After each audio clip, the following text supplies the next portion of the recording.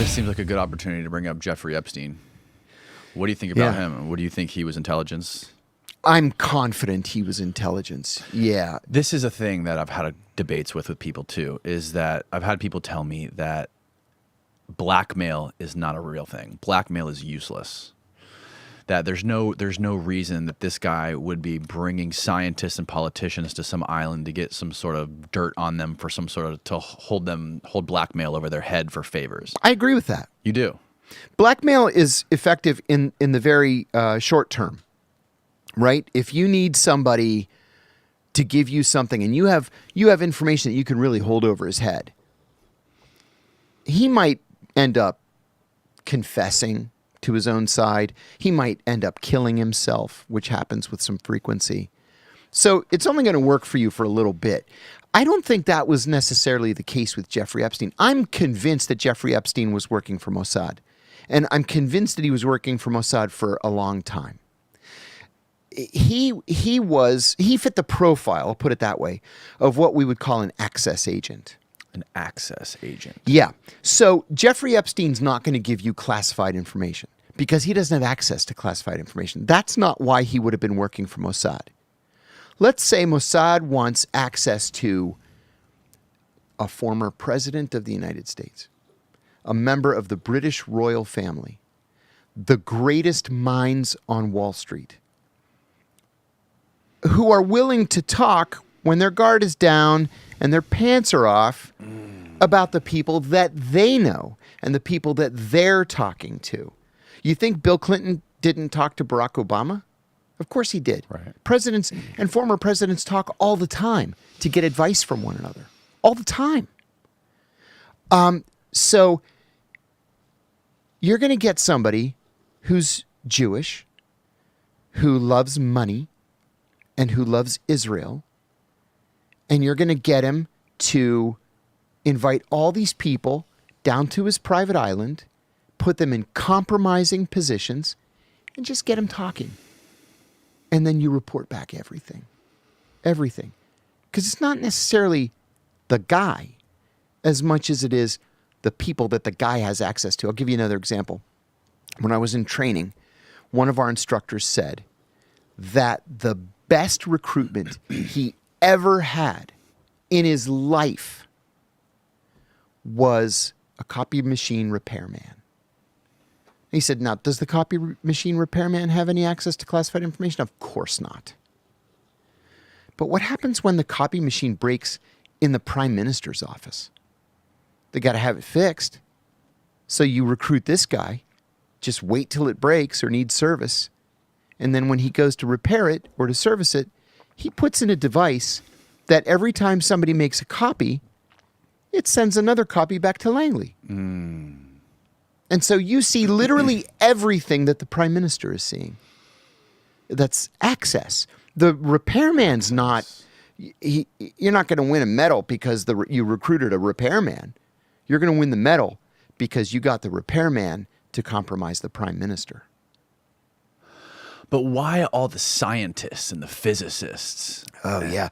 The Chinese are really, really focused on hard sciences because those are the guys that are working on the nuclear program. Those are the guys that have access to DARPA scientists. They're working on things like microwave weapons. They're working on things like Havana syndrome, maybe, whatever that turns out to be. They're working on things like anti-missile laser systems that are going to be the next generation of what we deploy to the battlefield. Yeah. I'm talking about like Jeffrey Epstein bringing having those scientific conventions on his island. Oh, the same thing. The same thing. Listen, that whole island had to be wired for sound and probably sound and video. And everything going back to the Mossad so that they can see the Mossad the Israeli government has never trusted that we give them the best of our technology. I mean, I always assumed that we did, but they are convinced that we don't. So if they can steal it and then compare it to what it is that we're giving, then they'll know. Well, you steal it by gathering the information from the scientists who are working on the systems. And at the very least, even if let's say this scientist goes to an Epstein convention and he doesn't really say anything, there are going to be 10 Mossad agents attending that convention too, pretending to be scientists. And that's where you make the introduction and you start that spot, assess, develop, recruit cycle. Wow. Now, on Epstein, man, I've looked at this from every angle. I did a podcast about this one time. And I think I was able to come to this conclusion only because I've been in prison myself. Most prison guards have their heads up their asses. Sorry, hate to say it, but these guys are flunkies from the military, or flunkies from the local police academy, or they were too stupid to get into the police academy in the first place. Right? Number 2, the cameras never work. Right? Cameras in prisons break, and nobody ever fixes them. So that's how people get away with things in prison. I think what happened was Jeffrey Epstein was suicidal. He clearly told people around him that he was suicidal.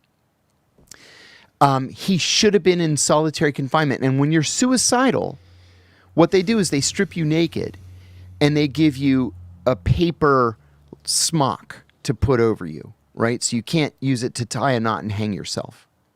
They never did that with him. One of the cops was working a double shift. You're not allowed to work a double shift, right? You get too tired. And so they had him on a double shift anyway. They were supposed to go by Jeffrey Epstein's cell every 15 minutes, and he didn't. He was at least 30 minutes because he was probably sleeping in the guard booth. So I think that rather than, Jeffrey Epstein being murdered, I think he did commit suicide or was allowed to commit suicide, in part because of the incompetent boobery of the Bureau of Prisons, and in part because pretty much everybody in that case wanted him to commit suicide. Are you aware of the bone in his neck that broke? Yes. The hyoid. What's it called? Hyoid. Hyoid, that's it. Yes. That was always a weird thing to me. That seemed like the biggest red flag. Yeah, because that's common in a strangulation, right? I don't know how common it is with a sheet. Right. But it is with strangulation, manual strangulation. So it's really hard to break that bone. Yeah. I think out of all the autopsies that were done from hangings, I think it was only like 40 I'm definitely getting this wrong. You could probably look this up. But look up the statistics, easy for you to say, on hyoid bone fractures. And it was like 40% of hangings, I think. So it's really hard to break that bone unless you got some violent real force. Trauma. Yeah, maybe the cop did it. Right. That's the argument for the cop, for the hyoid bone being broken, is that maybe the cop killed him. Mm-hmm. Which is fishy. I never really. That's possible. The reason I question it. If you believe the official story,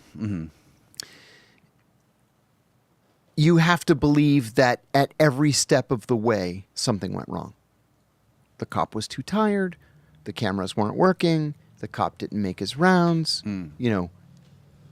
Somebody fell down at every step of the way. Yes. Or he was killed. Mm-hmm. But then why do you believe that he killed himself? Because every one of those guards has his head up his ass. Every one of them. They're all morons.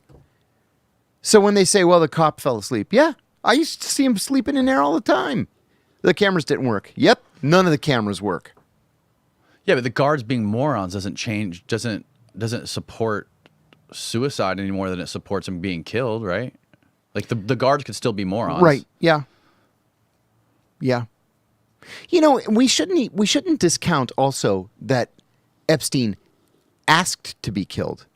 Maybe the cop killed him because Epstein asked him to. That's a possibility. I don't know. We'll never know what happened in there. We'll never know.